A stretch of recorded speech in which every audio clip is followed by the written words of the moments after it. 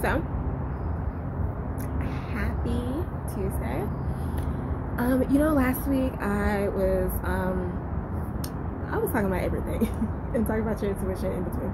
But this week I wanted to follow up from what I was talking about last week and talk about how to overcome procrastination to do the things you don't want to do when you're not motivated to, okay?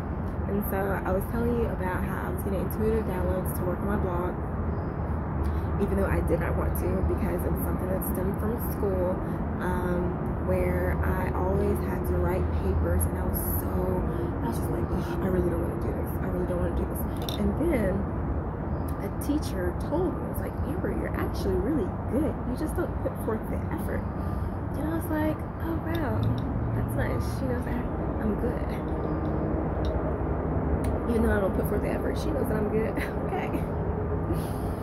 And granted, that whole mentality stemmed from the very first time I tried really, really hard.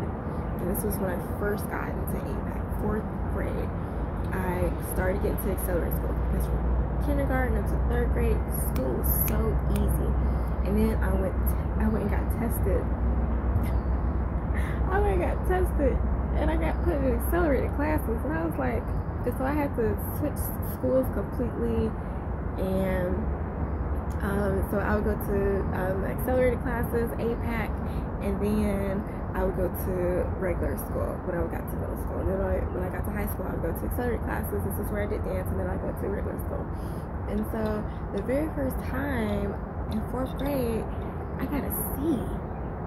And I was so used to getting straight A's, and I was like, I went to my mom and was like, I got a C. I was like, what the heck? Like, what is wrong with me? And so this is the first time I ever got challenged, and I was like, what? And my mom, bless her soul, she was in her 20s, so I can't blame her for not instilling the drive and oomph and that fighting spirit. But she had told me, she was like, I mean, you can't get A's forever. And and it was from then on out, I was like, C's get degrees.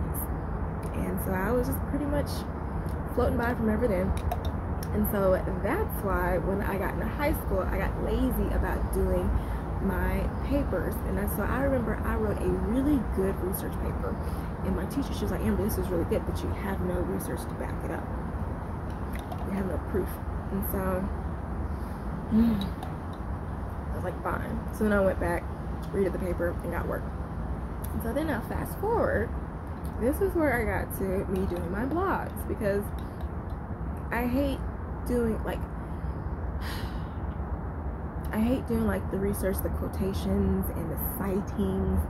And so like a lot of the blogs I get, it's just like intuitive downloads, and it's from me watching lectures. And so although they have the lectures that I know it's from credible sources, but the people reading it won't know it's from credible sources. So I have to go back into my blogs and redo all of those just so they can rank higher on Google, because I'm at the point of setting my business up so it can be mainly passive, so I won't have to do as much work on social media and stuff, so I can do the stuff I love, like vlogs.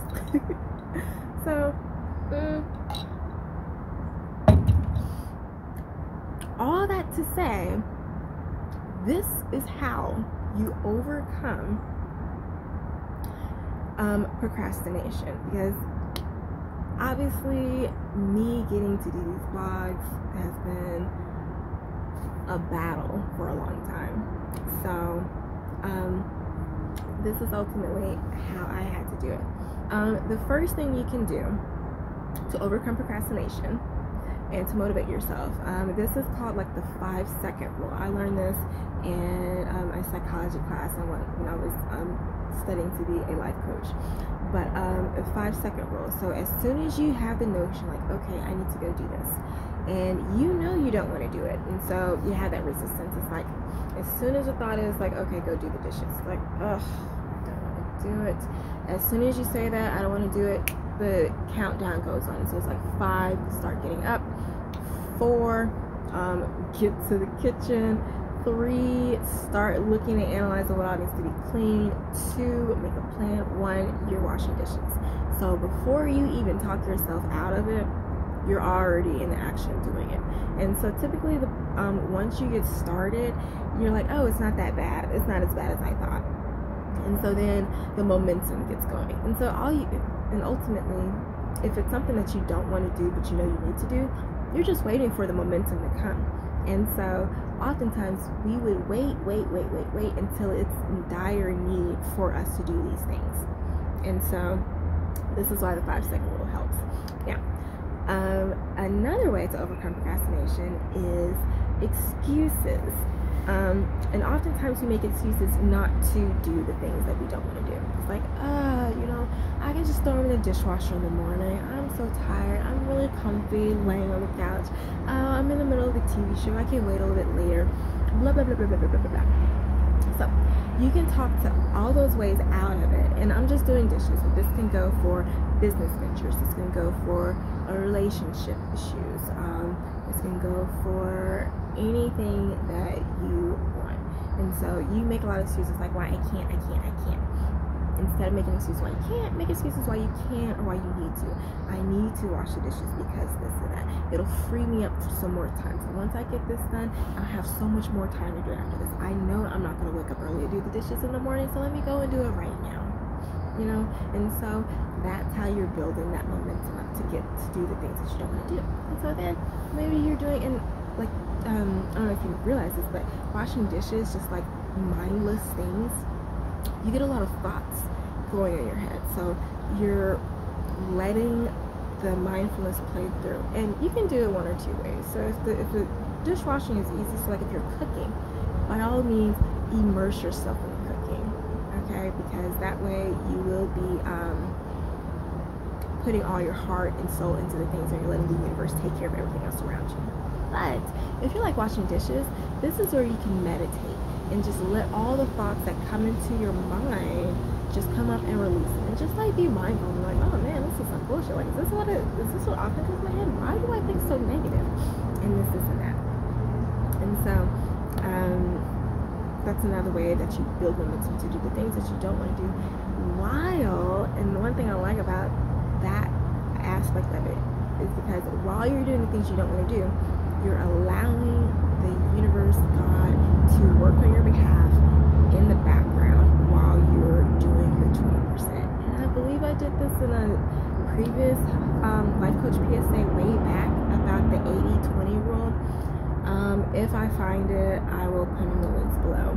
But if not, I'll just do a whole nother PSA about it. If you need coaching, let me know. There are links in the description box for how to work with me, as well as more info on my programs. Now, if you don't know, I have an all-inclusive stress alchemy course and a coaching program to go along with it, because the group coaching is awesome, because we talk about intuitive downloads and listening to your intuition, and more in depth on how nutrition and exercise goes into helping you stay more in line to your highest good. And if you need to heal yourself from chronic conditions other than chronic stress and anxiety, because my stress alchemy course can help you do that. But if you have other chronic health conditions like high blood pressure, cardiovascular disease, type 2 diabetes, or autoimmune issues, or joint pain, chronic inflammation, anything like that, then my Maximize Your Living Potential program would be awesome for you. And like I said, there are more links in the description box for those appropriate programs, and I will talk to you next week.